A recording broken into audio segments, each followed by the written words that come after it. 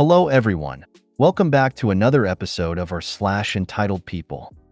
In today's episode, entitled vegan tries to prevent me from speaking my mother tongue. Retiree who won't retire.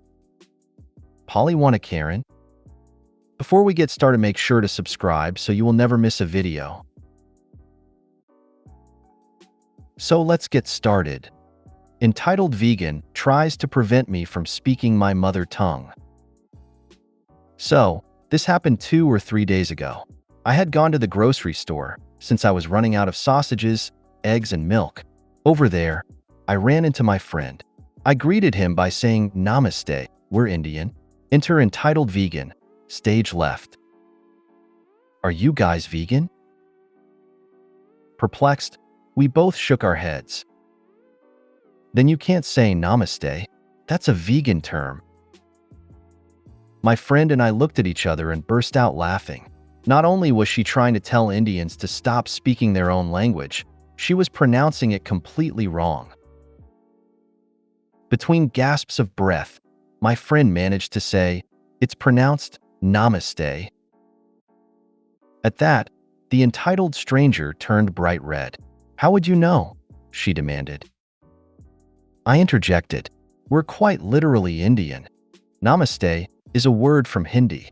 You're the one who is wrong." Of course, logic did not work on her. As she opened her mouth to retort, my friend picked up my chicken sausages and shook them at her. She leapt back and then thankfully walked away in disgust. Short story, but somewhat satisfying to chase her off at the end. As a fellow Hindi speaker, I can confirm the cringe that comes from someone saying namaste incorrectly. Well, what would be the correct way, if I'm allowed to ask? I don't speak Hindi, but I was taught to pronounce namaste by someone who does. He's a Southern Indian, but I never learned anything more specific about which region than that. At a linguistics conference once, an American academician told me that my pronunciation of some of the words in my mother tongue was not their correct pronunciation. I guess they must have very strong marijuana in the US. I know it was a joke, but actually, we do. Also, now that it's legal in some parts of the US, practically everyone in those areas that don't get tested at their job are high most of the time. We went so long with it being illegal that now that it's legal where I live, everyone is going a little crazy with it. Even before it was legal, it was extremely popular. For those who don't speak Hindi, like me, I ran it through a web translator. Namaste means hello. Clearly not a vegan term. Ha ha ha ha, that's awesome, especially waving the sausages at her. We get tourists here correcting the way we speak. Drives the locals nuts. The vegan deterrent, shake a sausage at them. Retiree who won't retire. Have a coworker that's been on the cusp of retirement for about 2 years now. Coworker refused to learn a new software system because it wouldn't be worth it for their remaining time. That was 1.5 years ago.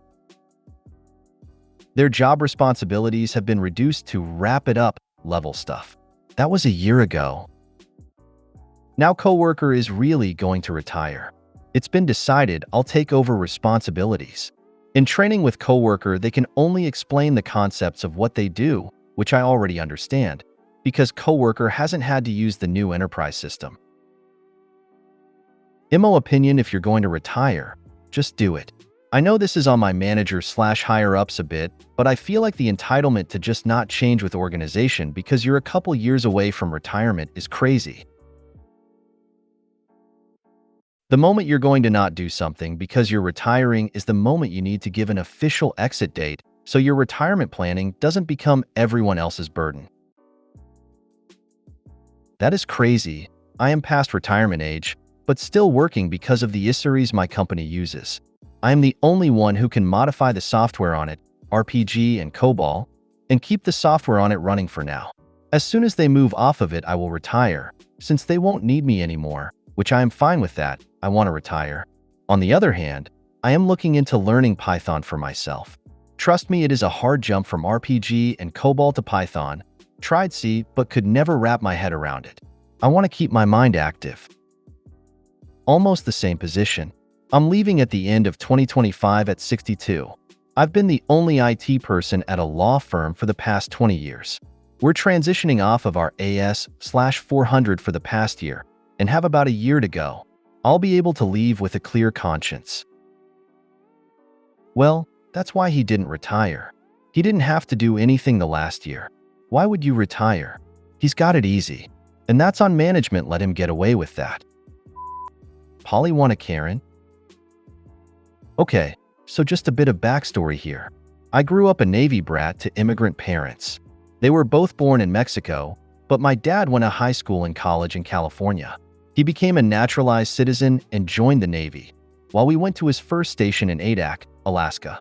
It was just me, my older brother, and my mom. My mom didn't speak a lick of English, but my brother had started picking it up at school.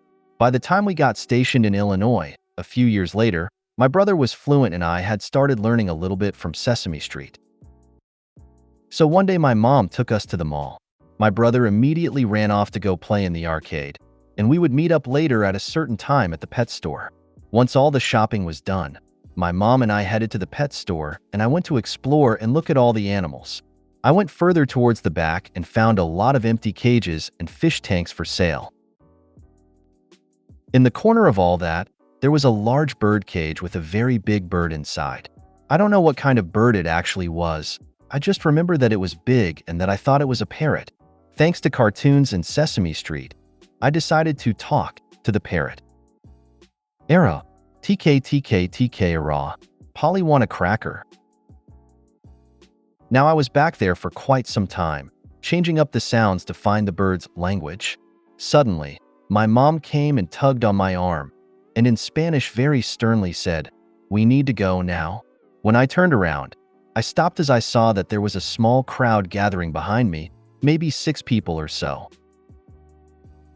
The cashier that had been up front when we came and took the enormous cage along with the bird towards the front.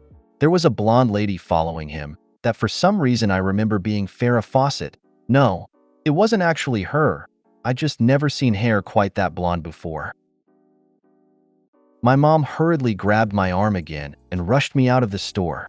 I didn't see my brother yet, so I was confused and thought I might have gotten the bird in trouble. We sat at a bench across a ways from the pet shop and just sat there in silence. When we spotted my brother going in there, my mom told me to stay on the bench and not to move an inch. She walked back into the pet store and came out a few minutes later with my brother. This is as far as I remember. However, this incident came up in conversation with my mom several years later, and she filled me in on the rest. My brother walked in and heard a commotion and tried to look for us, but my mom caught up to him pretty quick. They both were stunned to see the blonde lady yelling at the cashier, and then the parrot, switching between them while the bird was clearly losing its little mind and flapping about the cage. Yes, she was yelling at a bird. My brother then relayed what the blonde lady was saying to my mom. "I paid a lot of money for a talking bird. Make it talk. Make it talk. Give me a talking bird." It was implied to me that there was a lot of foul, or foul grinning face with sweat, language that was omitted from the translation. This poor cashier was beside himself, just standing there trying to get a word in, and was shrinking back, as this lady was right in his face. "What? Do you have a cassette playing back there to try to fool people into buying your stupid birds? I want a talking bird. That's what I paid for." "Yeah, cassettes. I know I'm old. We still had a Betamax too." At the time when my mom grabbed my arm the first time, is when she heard the lady say by amazing and bird, which were the only words she understood. She looked over at me and saw that it was me making the sounds and not the bird. She had no way of telling them that the bird never uttered even a chirp, and that it was me the whole time, who happens to be able to imitate several animals perfectly.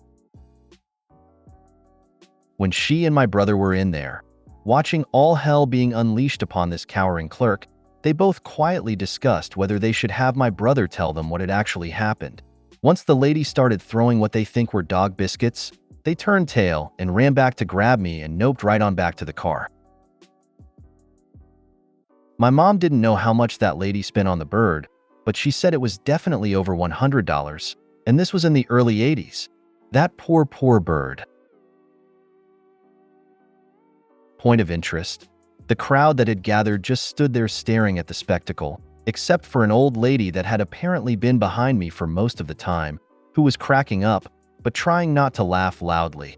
My mom was pretty sure the old lady had figured out what I was doing long before the blonde lady even went back there. Old people are evil, y'all. That lady will never get a talking bird. Parrots only talk for people they like.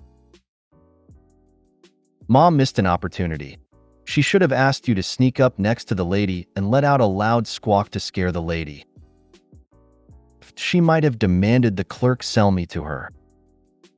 This story is adorable. From Farrah Fawcett to the foul pun, it was wild from start to finish and I had a blast. Thanks for posting. No, it's Farrah Fawcett. As in the faucet all of the world's parrot tears spill from. If you made it to the end of the video, thanks for watching. Don't forget to like, subscribe and share, and we will see you in the next video.